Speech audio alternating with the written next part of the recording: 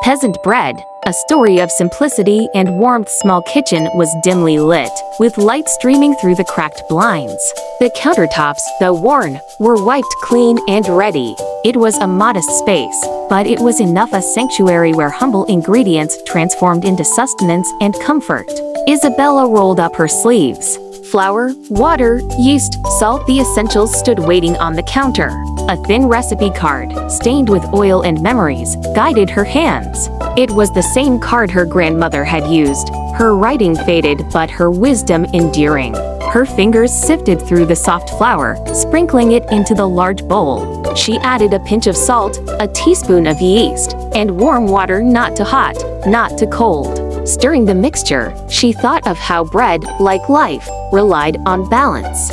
Simple and hearty, her grandmother used to say, like the peasants of old. Isabella kneaded the dough gently. Her arms ached, but there was something meditative about the rhythm.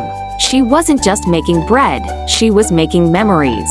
Each fold and press spoke of care, of feeding not just bodies but spirits. She left the dough to rise, covered by a threadbare kitchen towel. The kitchen, filled with the faint yeasty scent, felt warmer despite the November chill creeping through the cracks in the walls. This bread wasn't artisan or fancy, it didn't need to be. It was made with thrift and love, the way her grandmother had taught her. You don't need much, her grandmother would say, just enough to bring people together. When the dough had doubled in size, Isabella punched it down, shaped it, and placed it into an old cast iron pot. The oven groaned as it heated up, another relic of simpler times.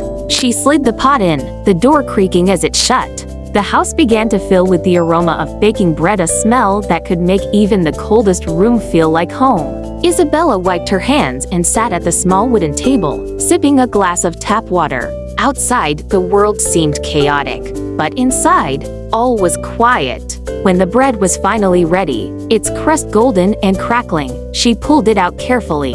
She set it on the counter and waited, as tempting as it was to tear into it right away. "Patience," she whispered, smiling at the memory of her grandmother scolding her for being too eager. She sliced into the loaf,